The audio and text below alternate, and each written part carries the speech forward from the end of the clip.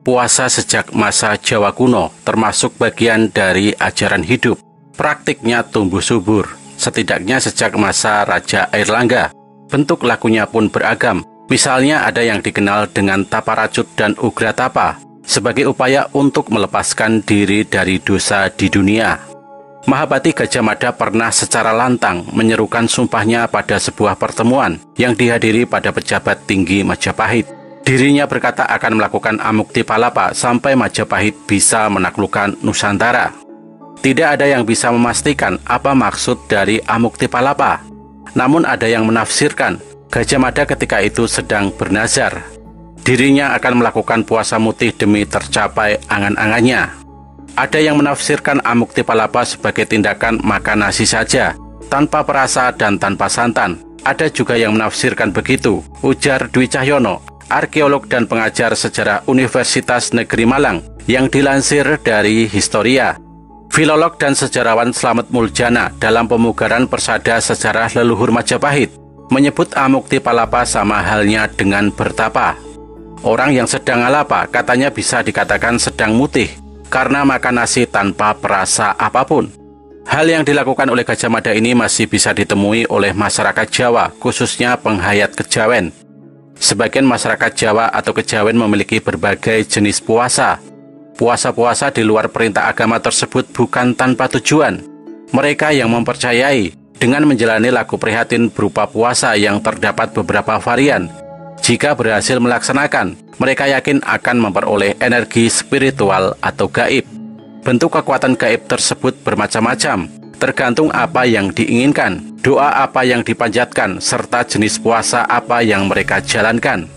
Ada yang ingin agar memiliki ilmu kesaktian, kekebalan, kewibawaan, pengasihan, kesuksesan, serta berbagai keinginan lainnya. Menurut kepercayaan, untuk memperoleh ilmu tertentu, harus ditebus dengan laku prihatin khusus. Di antaranya puasa sambil membaca mantra selama menjalani ritual. Jenis-jenis puasa yang kerap dilakukan sebagai tebusan untuk memperoleh ilmu supranatural ada beberapa macam. Yang pertama adalah puasa mutih, dilakukan oleh mereka yang ingin memiliki ilmu gaib dan memperoleh keberhasilan dalam berusaha. Seperti namanya, dalam ritual ini seseorang yang menjalaninya dilarang untuk mengkonsumsi apapun selain yang berwarna putih. Biasanya para pelaku hanya akan makan nasi dan air putih saja. Puasa mutih biasanya dimasukkan dalam salah satu bagian dari sebuah ritual panjang. Tujuannya sendiri bermacam-macam.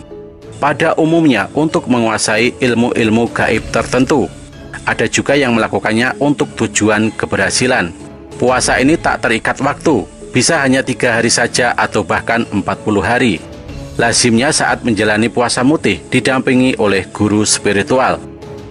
Selain itu ada puasa ngebleng atau ngableng untuk menguatkan sukma dan mengabulkan keinginan. Jika umumnya durasi puasa itu hanya dari subuh sampai maghrib, tidak demikian dengan ngableng. Durasi ngableng sehari penuh, yakni 24 jam. Jadi jika ada seseorang yang menjalani puasa ngableng 3 hari, itu artinya ia tidak makan minum selama 3 hari penuh.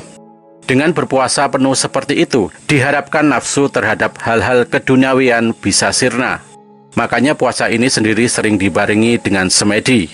Tidak hanya itu, puasa ngableng konon juga sering dilakukan dengan tujuan untuk mengabulkan keinginan. Ada lagi puasa pati geni. Dikatakan pati geni ini ampuh untuk kabulnya hajat-hajat yang luar biasa besar. Secara teknis, puasa pati geni dengan ngebleng hampir sama.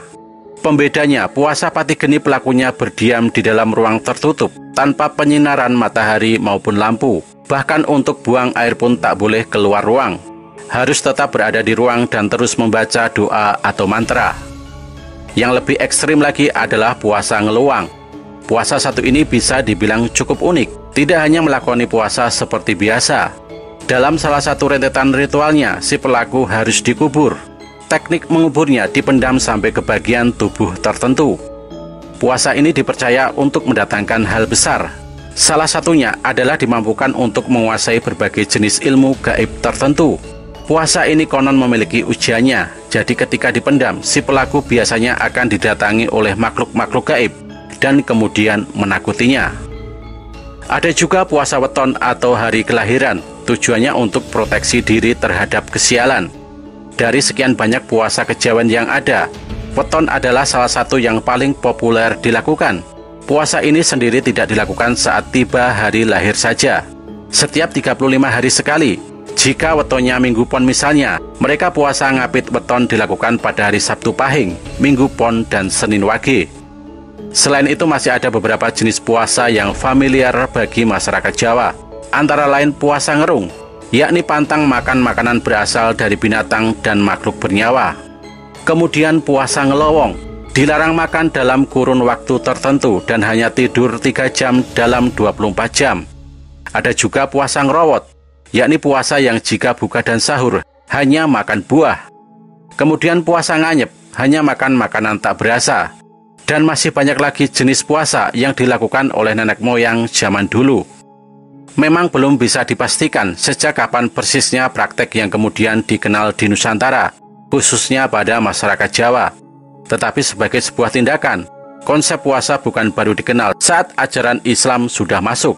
Bahkan dari bahasa, kata puasa berasal dari bahasa Jawa, yakni poso. Sementara poso berasal dari pasa dan upawasa yang ditemukan dalam bahasa Jawa Tengahan dan Jawa kuno. Puasa atau pasa dalam bentuknya ketika itu bisa dilakukan dalam bentuk tapa. Ini digambarkan dalam sumber tekstual dan relief sebagai jejak awal konsep pengendalian atau pengekangan diri. Pada Kakawin Ramayana, kisah Ramayana versi Jawa kuno yang berasal dari masa sebelum pemerintahan Empu Sendok di Medang pada abad 10, ditemukan istilah pasa brata yang berarti aktivitas pasa. Pasa brata ini diarahkan pada penyikapan atas kedurjanaan. Agar bisa menghadapi kedurjanaan, dilakukan upaya pengekangan diri.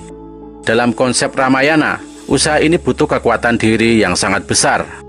Kakawin Arjuna Wiwaha juga mengenalkan konsep pengendalian hawa nafsu. Karya Gubahan Empu Kanwa ini ditulis pada era Airlangga, penguasa Kahuripan pada awal abad ke-11. Dikisahkan Arjuna melakukan tapa di Gunung Indrakila demi bisa membantu saudaranya Yudhistira merebut kerajaannya kembali. Dalam tapanya Arjuna harus melawan segala macam godaan. Hal ini diabadikan dalam relief Candi Surawana dari abad ke-14 di Pare, Kediri.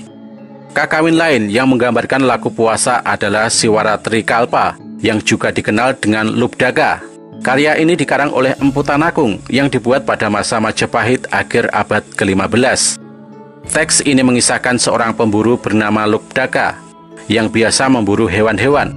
Pernah suatu hari dirinya tidak mendapatkan hasil buruan seekor pun. Karena malam sudah larut, dia pun selama sehari penuh berpuasa tidak makan dan tidak minum. Dia kemudian terpaksa berjaga di atas pohon wilwa di tengah hutan agar terhindar dari terkaman binatang buas.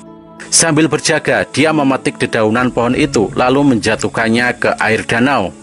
Daun yang dijatuhkan Lubdaga tak sengaja menyentuh lingga Siwa di danau.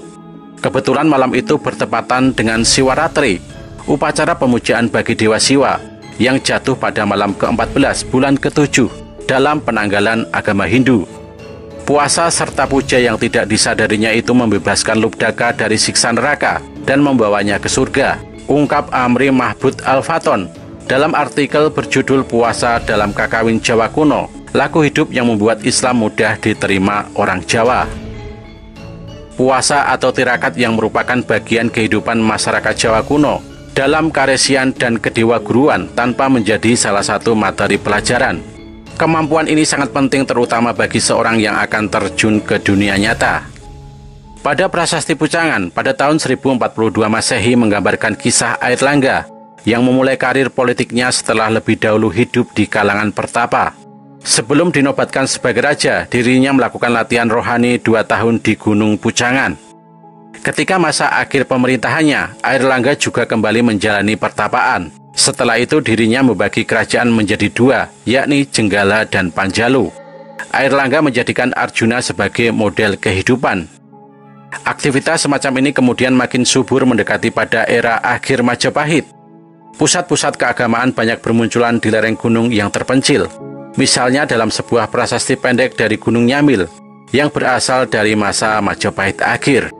Di dalamnya disebutkan berbagai jenis bentuk tapa. Salah satunya disebutkan kata-kata Hata Paracut yang berkaitan dengan usaha pelepasan diri dari segala dosa. Perilaku ini juga ada dalam relief di Candi Gambar Wetan di Blitar. Di sana digambarkan seorang perempuan yang sedang bersemedi sambil duduk telanjang. Perilaku yang sama diwujudkan oleh seorang pertapa laki-laki dalam relief di Candi Kedaton, Probolinggo. Artinya kegiatan ini dahulu sangat beragam. Walaupun sekarang adanya poso pati geni, mutih dan kungkum, itu hanya sisa dahulu yang beragam, dulu subur dilakukan. Mengakarnya konsep ini di tengah masyarakat Nusantara, membuat konsep puasa yang dibawa oleh penyebar agama Islam tak sulit diterima. Masyarakat Nusantara sudah tidak kaget lagi ketika mendapat perintah rukun Islam untuk menahan hawa nafsu. Orang Jawa sudah mengerti betul hakikat puasa. Apalagi Wali Songo juga tidak memberangus tradisi lama, melainkan mengembangkan Islam sebagai agama yang rahmatan untuk alam semesta. Akhirnya dengan puasa Ramadan ini, orang Jawa tidak hanya memperoleh kedamaian hati, rasa ikhlas menerima kenyataan hidupnya, tetapi juga kedalaman fitrahnya sebagai makhluk sosial. Kelengkapan diri seperti ini yang diharapkan orang Jawa dapat mendatangkan kebahagiaan, ungkap Agus Wibowo, pegiat komunitas Aksara Yogyakarta, dalam artikel yang berjudul "Puasa bagi Orang Jawa" yang dimuat di Harian Kompas.